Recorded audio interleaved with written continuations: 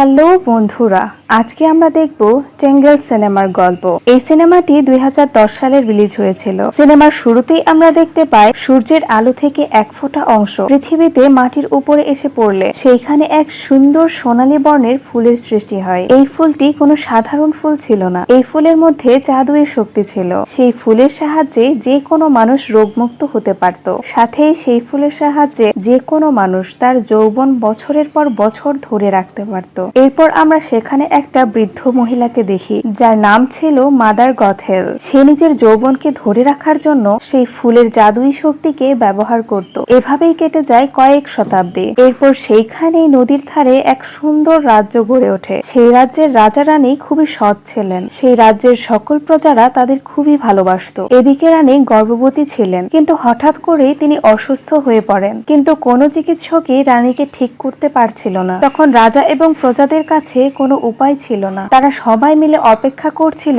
কোনো এক চমৎকারের জন্য। তাই তারা রাজ্যের চারিদিকে ছড়িয়ে পড়ে ঔষধ খোঁজার জন্য। এরপর আমরা আবারও সেই বুড়িকে দেখি। সে ওই জাদুই ফুলের গাছের কাছে গিয়ে গান করে এবং সে পুনরায় বৃদ্ধ থেকে নিজের যৌবন অবস্থায় ফিরে আসে। অর্থাৎ গথেল নিজের যৌবনকে ধরে রাখার জন্য কয়েক শতাব্দী ধরে সেই ফুলের ব্যবহার করে আসছিল এবং সে এই ফুলের কথা কাউকেই শেয়ার করেনি। তখনই সেইখানে কিছু রাজার সৈনিক চলে আসে। এরপর সেই সৈনিকগুলো সেই ফুলটিকে নিয়ে রাজপ্রাসাদে চলে যায়। সেই ফুলের এমনই গুণ ছিল যে সেই ফুলটা রানী খাওয়ার পর একদমই সুস্থ হয়ে যায় এবং তিনি জন্ম দেন এক সুন্দর ফুটফুটে কন্যা সন্তানের, যার নাম ছিল রূপাঞ্জেল। রূপাঞ্জেলের মাথার চুলগুলি সোনালী বর্ণের ছিল। রূপাঞ্জেলের জন্মদিন উপলক্ষে রাজা এবং রানী ফানুস উড়ায়। এদিকে মাদার গথেল জানতে পেরে গিয়েছিল যে ওই জাদুই ফুলের শক্তি রূপাঞ্জেলের মাথার চুলের মধ্যে আছে। তাই সে রাতের বেলা চুপি চুপি রাজপ্রাসাদে ঢুকে পড়ে এবং সে রূপাঞ্জেলের কাছে গিয়ে যখন রূপাঞ্জেলের চুলের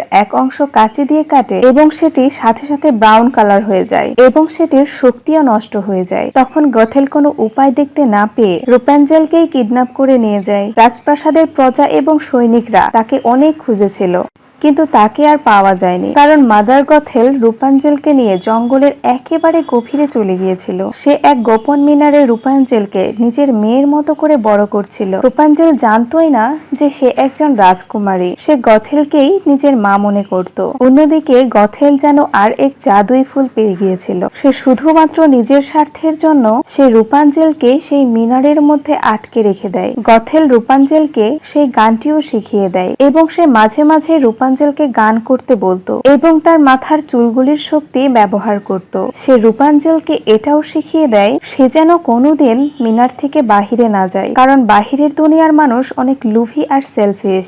গথেল সব সময় নিজের কথা চিন্তা করে। রূপাঞ্জেল যদি বাহিরে যায় তাহলে মানুষজনেরা তার চুল কেটে নেবে। কিন্তু প্রত্যেক বছর যখন রাজকুমারীর জন্মদিনে ফানুসগুলো যখন আকাশে উড়ানো হতো, রূপাঞ্জেল তার জানালা দিয়ে সেই ফানুসগুলিকে দেখতে পেত এবং সে ভাবতো জিনিসগুলো কি। সে ভাবতো হয়তো সেগুলি তারা হচ্ছে। মুভির সিন চেঞ্জ হয়। এরপর আমরা রূপাঞ্জেলকে দেখি। এখন সে বড় হয়ে গিয়েছে এবং সেই মিনারটিতে তার ফ্রেন্ড বলতে ছিল একটা গিরগিটি, যার নাম প্যাসকেল। রূপাঞ্জেল নিজেকে সেই মিনারের মধ্যেই মানিয়ে নিয়েছিল, কারণ সে জানতো তার মা তাকে কোনোদিনই মিনারের বাহিরে যেতে দেবে না। রূপাঞ্জেল সকালবেলা উঠে তার ঘরদোর পরিষ্কার করে, তার বই পড়ে এবং সে রান্না বান্না করে এবং প্যাসকেলের সাথে খেলা করে এবং এইভাবেই তার সারাদিন কেটে যায়। আর মাঝে মধ্যেই সেই ফানুসগুলো দেখার জন্য তার মনের মধ্যে কৌতূহল সৃষ্টি হতো, কারণ প্রত্যেকবারই শুধুমাত্র তার জন্মদিনেই সেই ফানুসগুলিকে আকাশে উড়ানো হয়। এরপর আমরা রাজপ্রাসাদের ছাদে তিনজন চোরকে দেখি। তাদের মধ্যে একজনের নাম ছিল ফ্লেম রাইডার। এরপর সে রাজপ্রাসাদে রূপাঞ্জেলের তা চুরি করার জন্য ঢোকে। সে চুরি তো করে নেয়, কিন্তু গার্ডসরা তাকে দেখে নেয়। এরপর সেই তিনটি চোর জঙ্গলের দিকে পালিয়ে যায়, কিন্তু রাজ্যের সৈনিকরাও তাদের পিছু নেয়। এদিকে আমরা রূপাঞ্জেলকে দেখি। সে পেইন্টিং করতে খুব ভালোবাসতো। সে তার রুমের দেয়ালগুলিতে ছবি এঁকে ভর্তি করে দিয়েছিল। ঠিক তখনই গথেল চলে আসে। সেই মিনারে ঢোকার জন্য কিন্তু কোনো দরজা ছিল না। রূপাঞ্জেল প্রত্যেকবারই তার চুলগুলির সাহায্যে গথেলকে উপরে টেনে তুলত। আর কয়েকদিন পরেই রূপাঞ্জেলের 18তম জন্মদিন। আর সে সাহস করে সেই ফানুসগুলো দেখতে যাওয়ার জন্য তার মায়ের কাছে অনুমতি চাইবে। তাই যখন মাদার গথেল নিচে থেকে রূপাঞ্জেলকে ডাক দেয়, রূপাঞ্জেল খুব তাড়াতাড়ি তার মাকে উপরে টেনে তোলে। গথেল সবসময় রূপাঞ্জেলের সাথে এমনটাই ব্যবহার করত যেন সে তাকে অনেক ভালোবাসে। এবং সে সবসময় নিজেকে রূপাঞ্জলের চেয়ে সুন্দরী ভাবত। এদিকে রূপাঞ্জল যতবারই গথেলকে বলতে চেষ্টা করে যে সে ওই ফানুসগুলোকে দেখতে যাওয়ার জন্য বাহিরে যেতে চায়, ততবারই গথেল তার কথাগুলোকে অ্যাভয়েড করে দেয়। আর সেখানেই আমরা দেখি গথেলের মাথার চুল কিছু অংশ সাদা হয়ে গিয়েছে। তখন সে রূপাঞ্জলকে গান করতে বলে। রূপাঞ্জল তার জাদুই চুলগুলিকে তার মায়ের হাতে ধরিয়ে গান করতে থাকে এবং গথেলের বয়স আবার কমে যায়। তখন সে তার মাকে সাহস করে বলেই ফেলে আগামীকাল তার 18তম জন্মদিন এবং তার ইচ্ছে আছে সে ওই ফানুসগুলোকে দেখার জন্য শহরে যাবে। কিন্তু গথেল রূপাঞ্জলকে বলে ওইগুলো কোনো আলো নয়, ওইগুলো তারা হচ্ছে। তাছাড়াও রূপাঞ্জলের মিনার থেকে বাহিরে যাওয়া ঠিক হবে না, কারণ এই দুনিয়ার মানুষগুলো খুবই লোভী এবং স্বার্থপর। রূপাঞ্জল বাহিরে গেলে তার বিপদ হতে পারে। সে রূপাঞ্জলকে এটাও বলে দ্বিতীয়বার আমার কাছ থেকে বাহিরে যাওয়ার জন্য পারমিশন চাইবে না। রূপাঞ্জল আর কিছুই বলে না, সে চুপ হয়ে যায়। এরপর মাদার গথেল তার কাজের সূত্রে আবারও বাহিরে চলে যায়। এরপর আমরা ফিল্ম রাইডার আর তার দুই সঙ্গীকে দেখি, তাদেরকে রাজার সৈন্যরা তাড়া করছিল। তখনই ফিল্ম রাইডার চালাকি করে সেই ব্যাগটি নিজের কাছে নিয়ে নেয়, যে ব্যাগটিতে তাজ রাখা ছিল। এরপর সে তার দুই সঙ্গীকে ফেলে সেখান থেকে পালিয়ে যায়। রাজার সৈনিকরা সেইখানে চলে আসে এবং সেই দুই চোরকে ধরে নিয়ে যায়। এরপর রাজবাড়ির এক খুবই চালাক ঘোড়া ছিল, যার নাম ছিল ম্যাক্সিমাস। তার উপর যে সৈনিকটি চেপেছিল, ফিল্ম রাইডার তাকে সরিয়ে নিজে ম্যাক্সিমাসের উপর চেপে বসলে ম্যাক্সিমাস বুঝতে পেরে যায় এবং সে ফিল্ম রাইডারের হাত থেকে সে ব্যাগটি নেওয়ার চেষ্টা করে। কিন্তু তারা কিছুক্ষণ পরেই একটা উঁচু জায়গা থেকে দুইজনেই নিচে পড়ে যায়। পড়ে যাওয়ার পরও ম্যাক্সিমাস ফিল্ম রাইডারকে খুঁজতে থাকে। এদিকে ফিল্ম রাইডার ম্যাক্সিমাসের চোখ থেকে বাঁচার জন্য সে নিজের অজান্তেই রূপাঞ্জলের সেই মিনারের কাছে চলে আসে। তখন সে কোনো উপায় না দেখতে পেয়ে মিনারের উপর উঠতে শুরু করে এবং সে উপরে উঠেও যায়। কিন্তু উপরে ওঠা মাত্রই রূপাঞ্জল একটা তাওয়া দিয়ে তার মাথায় সজোরে আঘাত করে। রূপাঞ্জল জীবনে প্রথমবারের মতো এক পুরুষ মানুষকে দেখছে, তাই সে প্রচন্ডভাবে ভয় পেয়ে যায়।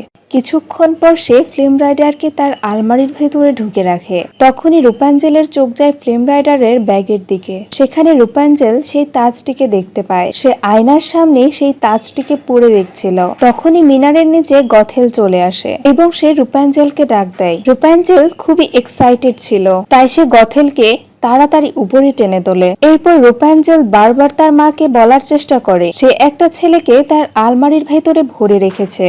কিন্তু গথেল ভাবে রূপাঞ্জল আবার হয়তো সেই ফানুসগুলো দেখার জন্য পারমিশন চাইবে, তাই সে রূপাঞ্জলকে কোনো কথাই বলতে দেয় না। সে রূপাঞ্জলকে চিৎকার করে বলে তুমি এই মিনার থেকে কখনোই বাহিরে যাবে না। রূপাঞ্জলের মন খারাপ হয়ে যায়। তখন সে তার কথা পাল্টিয়ে দেয়। তখন সে তার মাকে বলে আমি জানি আমার জন্মদিনে আমার কি চাই, ওই রংগুলি যেগুলি তুমি আমাকে আগের বার এনে দিয়েছিলে। তখন গথেল বলে সেই রংগুলিকে আনতে তো আমার অনেক দূর যেতে হবে, আমার 3 দিন লেগে যাবে। এরপরে গথেল সেই রংগুলিকে আনার জন্য বাহিরে চলে যায়। যাওয়ার আগে সে রূপাঞ্জলকে বলে যায় সে যেন নিজের খেয়াল রাখে। এরপর রূপাঞ্জল ফিল্ম রাইডারকে তার আলমারি থেকে বের করে।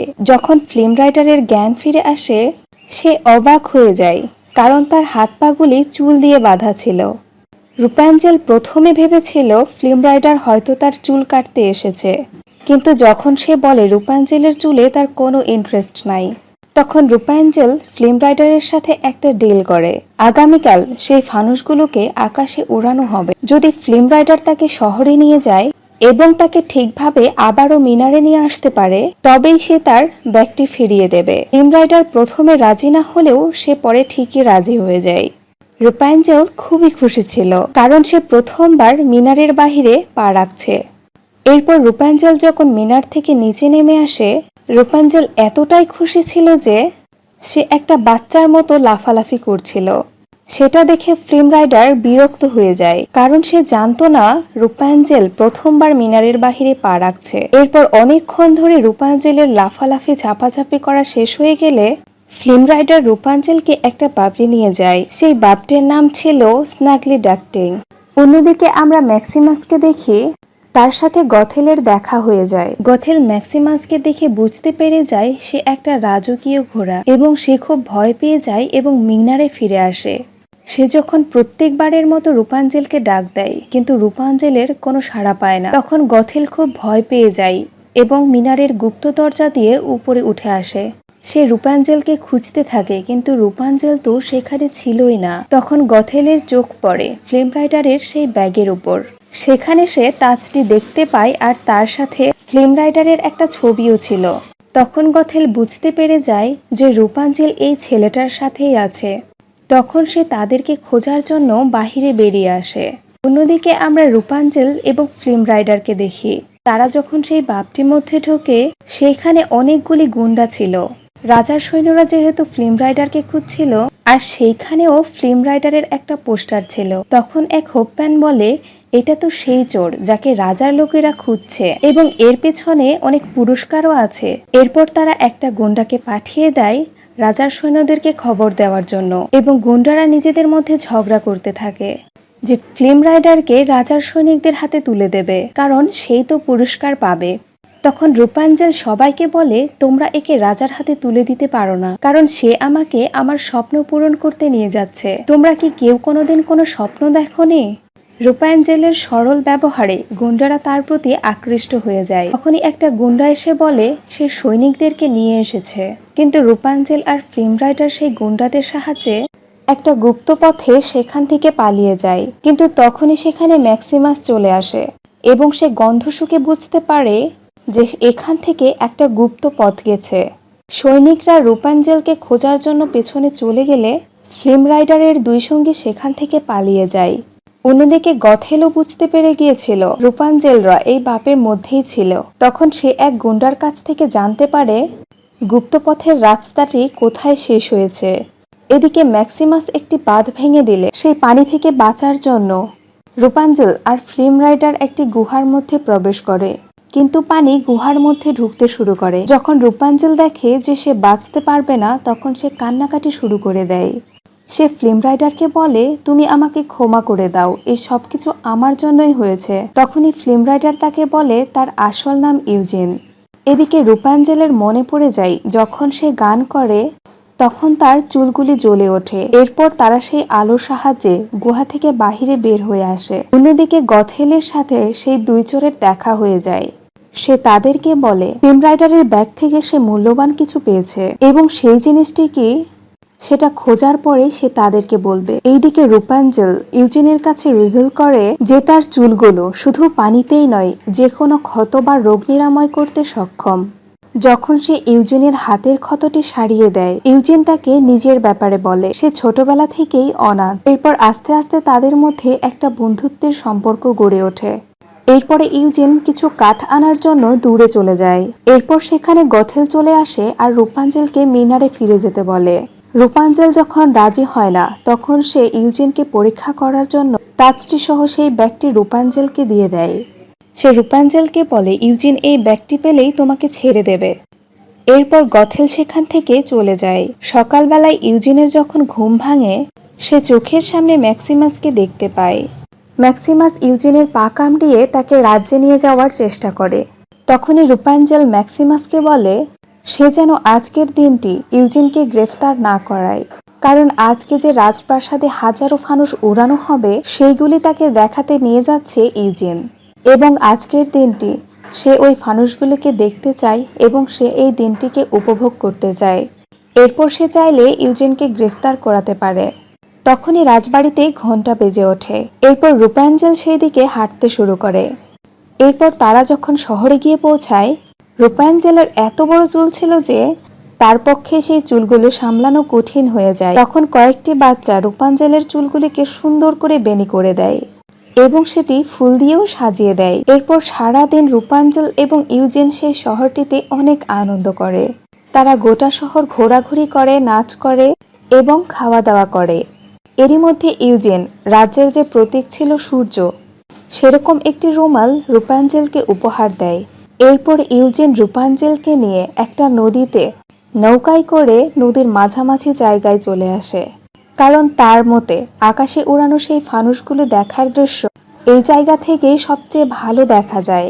এরপরে আমরা রাজা এবং রানীকে দেখি। তারা মন খারাপের সাথে একটা ফানুস আকাশে উড়িয়ে দেয়, সাথে সাথে হাজার হাজার ফানুস আকাশে উড়তে থাকে। আসলে প্রত্যেক বছর রাজকুমারীর জন্মদিনে ফানুস উড়ানো হতো, কারণ রাজা এবং রানীর বিশ্বাস ছিল যে তাদের মেয়ে কোনো একদিন ফিরে আসবে। এদিকে ইউজিন আর রূপাঞ্জেলও দুটি ফানুস আকাশে উড়িয়ে দেয়। এরই মধ্যে তারা ফিল করে যে তারা একে অপরকে ভালোবেসে ফেলেছে। তখনই ইউজিন নদীর কিনারায় তার দুই সঙ্গীকে দেখতে পায়। এখন ইউজিন রূপাঞ্জেলকে ভালোবাসে, তাই সে আর চুরি করা তাজটি নিতে চাইছিল না। সে ভেবে নেয় সেই তাজটি সে তার দুই সঙ্গীকে ফিরিয়ে দেবে। তখন ইউজিন নদীর কিনারায় গিয়ে তার ব্যাগটি তার হাতে নিয়ে বলে, তুমি একটু দাঁড়াও, আমি এক্ষুনি আসছি। তখন সে তার দুই সঙ্গীর কাছে গিয়ে বলে, এই তাজ আমার আর দরকার নেই, তোমরা রেখে দিতে পারো। তখনই তাদের মধ্যে একজন ইউজিনকে বলে, তুমি কি ভেবেছো আমরা বোকা? আমরা জানি এই তাজের চেয়েও অনেক মূল্যবান জিনিস তোমার কাছে আছে। অমর হওয়ার উপায় এক জাদুই চুলযুক্ত মেয়ে। তখন তারা ইউজিনকে অজ্ঞান করে দেয় এবং তাকে নৌকার সাথে বেঁধে দেয়। তখন তারা রূপাঞ্জেলের কাছে গিয়ে বলে, ইউজিন তোমাকে ধোকা দিয়ে দিয়েছে, তুমি নিজেই দেখো সে তাজ নিয়ে পালিয়ে গেছে এবং তার বদলে সে তোমাকে আমাদের হাতে তুলে দিয়ে গিয়েছে। রূপাঞ্জেল খুবই ভয় পেয়ে যায় এবং সে সেখান থেকে পালাতে শুরু করে। তখন গথেল সেখানে আসে এবং সেই 14টিকে অজ্ঞান করে দেয় এবং সে রূপাঞ্জেলকে ঘরে ফিরে আসতে বলে। গথেল তাকে বলে সে এখনো তাকে অনেক ভালোবাসে। ইউজিন রূপাঞ্জেলের মন ভেঙে দিয়েছিল, তাই সে গথেলের সাথে মিনারে ফিরে যায়। এইদিকে ইউজিনের নৌকা যখন রাজপ্রাসাদের ঘাটে গিয়ে পৌঁছায়, ইউজিনের জ্ঞান ফিরে এলে সে নিজেকে বাধা অবস্থায় ফিরে পায়। এদিকে রাজার সৈনিকরা ইউজিনকে ধরে নিয়ে গিয়ে বন্দী করে রাখে, কিন্তু ম্যাক্সিমাস তাকে দেখে ফেলে। তখন সে দৌড়ে গিয়ে ব্যবসায়ী গুন্ডাদেরকে নিয়ে আসে। ইউজিনকে ফাঁসির সাজা শোনানো হয়েছিল, কিন্তু গুন্ডারা তাকে বাঁচিয়ে নেয়। তখন ম্যাক্সিমাস ইউজিনকে নিজের পিঠে চাপিয়ে নিয়ে জঙ্গলের দিকে ছুট দেয়। এদিকে মিনারে ফিরে এসে রূপাঞ্জেলের খুব মন খারাপ ছিল, তাই সে ইউজিনের দেওয়া রুমালটিকে দেখছিল। সেটাতে রাজ্যের প্রতীক ছাপা ছিল। তখন তার সাথে একটা মিরাক্কেল হয় এবং সেটাকে ভালোভাবে দেখার সাথে সাথে রূপাঞ্জেলের ছোটবেলার কথা মনে পড়ে যায়। সে বুঝতে পারে গথেল তার আসল মা নয়, সে তাকে কিডন্যাপ করেছিল, সে আসলে রাজকুমারী। রূপাঞ্জেল খুবই রেগে যায় এবং সে সেই কথাটি গথেলকে বলে এবং গথেল রূপাঞ্জেলকে দড়ি দিয়ে বেঁধে রাখে। এদিকে ইউজিন তার সঙ্গীদের কাছ থেকে জানতে পেরে গিয়েছিল যে রূপাঞ্জেল বিপদে আছে। ইউজিন বুঝতে পেরে গিয়েছিল যে রূপাঞ্জেলের চুলে গথেলের পান আছে এবং সে তার আসল মা নয়। তাই সে যখন মিরারে গিয়ে পৌঁছায়, তখনই গথেল রূপাঞ্জেলের চুলটি নিচে নামিয়ে ইউজিনকে উপরে টেনে তোলে, কিন্তু ইউজিন উপরে উঠে আসতেই গথেল তার পেটে ছুরি চালিয়ে দেয়। এরপর সে রূপাঞ্জেলকে সেখান থেকে নিয়ে পালানোর চেষ্টা করলে তখন রূপাঞ্জেল গথেলকে বলে, তুমি শুধু আমাকে ইউজিনকে বাঁচাতে দাও, তারপর আমি সেখানেই যাব যেখানে তুমি আমাকে নিয়ে যেতে চাও। গথেল রাজি হলে রূপাঞ্জেল ইউজিনের কাছে যায়। রূপাঞ্জেল ইউজিনের ক্ষতস্থান ঠিক করার আগেই ইউজিন এক কাচের টুকরা দিয়ে চুলগুলি কেটে দেয়। সঙ্গে সঙ্গে রূপাঞ্জেলের চুলগুলি ব্রাউন কালারের হয়ে গেলে তার জাদুও শেষ হয়ে যায়। আমরা গথেলকে দেখি সে দ্রুত বুড়ি হয়ে যায় এবং মিনার থেকে পড়ে যাওয়ার সময় সে ছায়ে পরিণত হয়। এরপর রূপাঞ্জেল ইউজিনকে ধরে কান্না করছিল। তখনই রূপাঞ্জেলের চোখ থেকে এক ফোঁটা অশ্রু ইউজিনের উপর পড়লে তার ক্ষতস্থানটি সুস্থ হয়ে যায়। অর্থাৎ সে জাদুই ফুলের হিডেন পাওয়ার রূপাঞ্জেলের চোখেও ছিল। এরপর রূপাঞ্জেল রাজপ্রাসাদে চলে আসে এবং সে তার আসল মা বাবাকে ফিরে পায়। হারানো রাজকুমারীকে ফিরে পাওয়ার আনন্দে রাজ্যে এক বিশাল অনুষ্ঠানের আয়োজন করা হয়। সবাই খুব খুশি ছিল এবং মুভিটি এখানেই শেষ হয়ে যায়। আমাদের ভিডিও যদি আপনাদের কাছে ভালো লেগে থাকে তাহলে অবশ্যই কমেন্টে জানাতে ভুলবেন না এবং আমাদের চ্যানেলটিকে সাবস্ক্রাইব করে আমাদের সাথেই থাকুন।